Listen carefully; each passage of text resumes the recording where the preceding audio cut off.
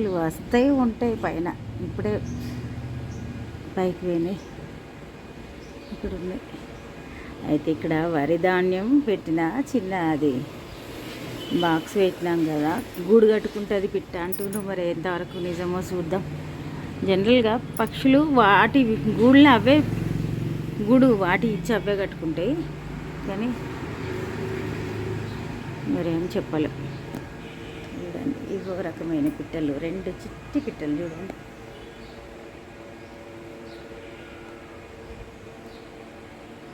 చాలా చిట్టి పిట్టలు, ఆడొకటి ఈడొకటి ఉంది. ఇంతకుముందే నైవేద్యం తినే పిట్టలు వచ్చిపోయిన తర్వాత వెంటనే బ్లాక్ పిట్టలు వచ్చినాయి.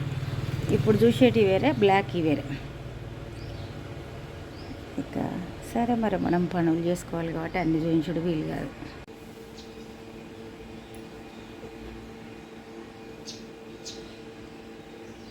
చూడండి ఎన్ని పక్షులు, అసలు మనకు తీరుకుండాలి కానీ వీటినే చూసుకుంటుండొచ్చు. ఇక్కడొకటి ఉందా, అక్కడొకటి ఉంది, తిరుగుతూనే ఉంటాయి ఇంకా కొమ్మల మీద. ఇంతకుముందే ఇంకో రకమైన పక్షులు వచ్చినాయి, ఇవే కానీ కొంచెం అవి ఉడతలు చూడండి. రామచిలుకలు కూడా వెళ్ళిపోయినాయి మన పనుల వల్ల.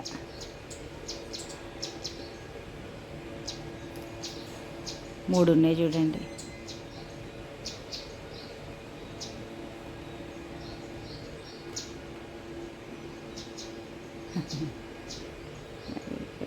అట్లా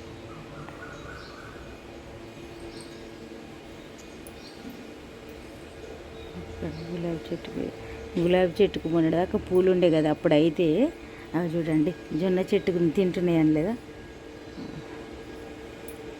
అది ఇటు వంగింది, వాటికి అర్థం కాలే కిందికి వంగిందని. ఆ జొన్న చెట్టు గింజలు తింటున్నాయి. పూలు పూస్తే మకరందం తాగుతాయి. ఇక పక్షులు, అది కోకిల ఎక్కడనో మళ్ళీ మధ్యలో ఆగింది. సరే, ఇంట్లోకి వెళ్దాం. హలో అండి, నేను అరుణానందగిరి.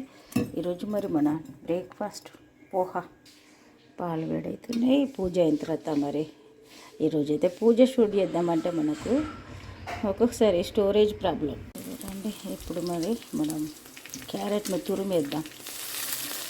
చాలా ఆగం. ఇక చూడండి, ఉప్పు వేసుకుందాం, తర్వాత పసుపు,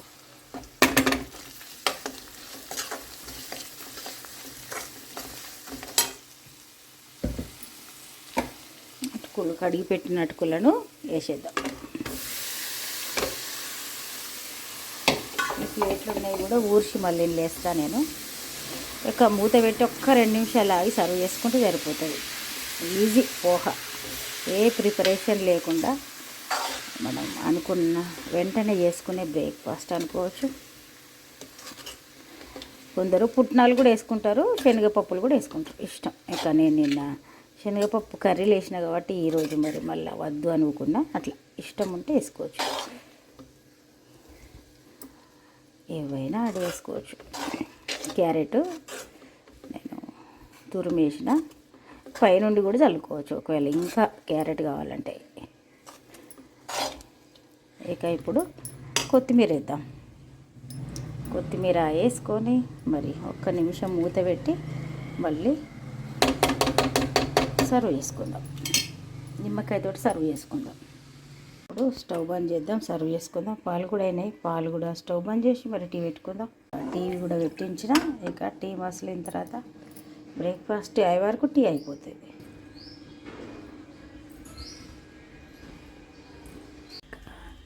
ఇప్పుడు మన పూజ సంపూర్ణమైంది, బయటకు వెళ్దాం. ఉడత చూడండి ఎట్లా అల్లరి చేస్తుంది. ఇక తెల్లవారిందంటే రకరకాల పక్షులు, భలే సంతోషం అనిపిస్తుంది.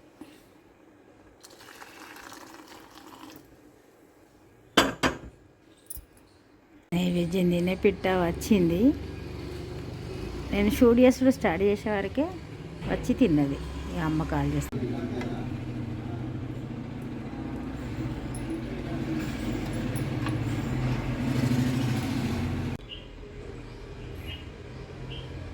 నైవేద్యం తినే పిట్ట వచ్చింది.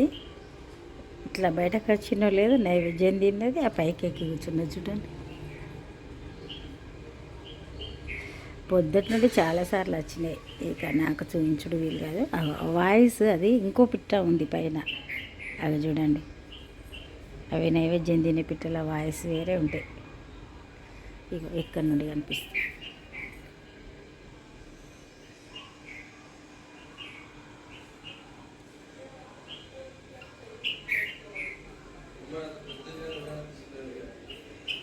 అవి చూడండి వాటర్ తాగుతున్నాయి.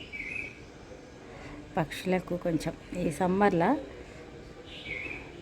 దాహం అయినప్పుడు వచ్చి తాగుతాయి రోజు. ఇంకా ఇక్కడ కింద కూడా ఒక మట్టి పాత్రలో పోసి పెడుతున్నా.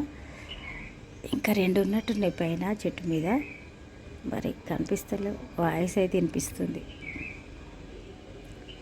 ఎంత చక్కగా తాగుతుంది చూడండి. సంతోషం అంతే.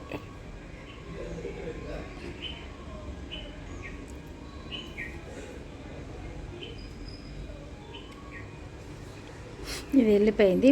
పైన ఉన్న అది కూడా ఇది వెళ్ళిపోగా అది కూడా వెళ్ళిపోయింది. అంటే మనం ఎవరికి ఇద్దరం ఫ్రెండ్స్ ఉన్నప్పుడు ఒకరికి దాహం అవుతుందా అంటే ఎక్కడన్నా వాటర్ ఉన్న దగ్గరికి వెళ్ళి అక్కడ వాళ్ళు తాగేదాకా వెయిట్ చేసి మళ్ళీ వెళ్తాం కదా, అట్లనేమో అనిపించింది. భలే అది పైననే ఉంది. ఒక్క పక్షి వచ్చింది, కొంచెం నైవేద్యం తిన్నది. నేను డోర్ నుంచి బయటకు రాగానే పైకి వెళ్ళింది, మళ్ళీ వాటర్ తాగింది, వెళ్ళిపోయింది. అట్లా ఇక్కడ కింద చూడండి అయితే చల్ల భలే అనిపిస్తుంది. ఇక దీపం వెలుగుతుంటే ఆ కళనే వేరు. సరే మరి పగలైతే రైస్ పెట్టినా, మరి ఇక రైస్ అవుతుంది. ఇక్కడ చూడండి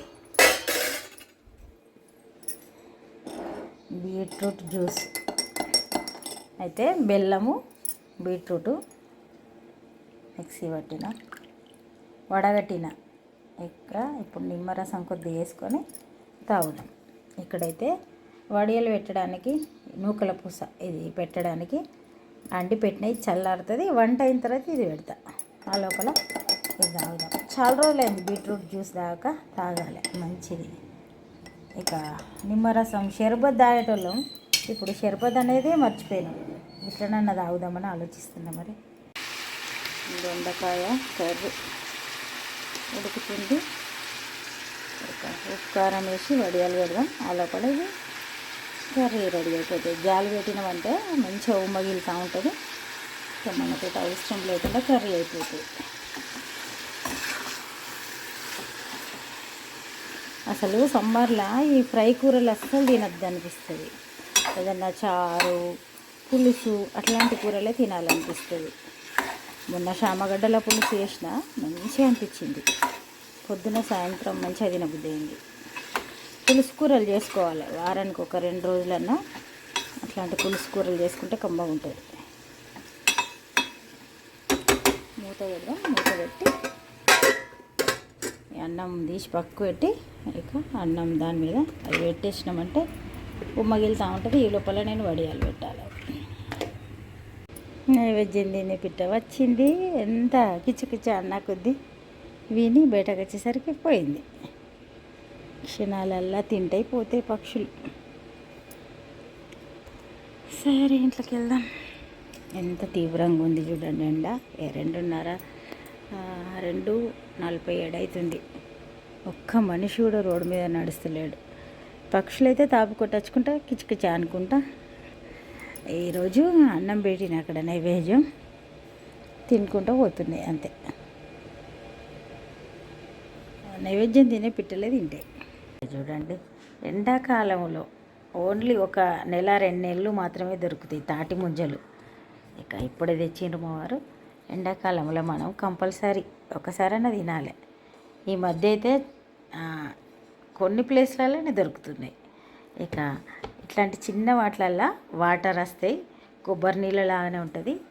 ఇక కళ్ళు అంటారు, కళ్ళు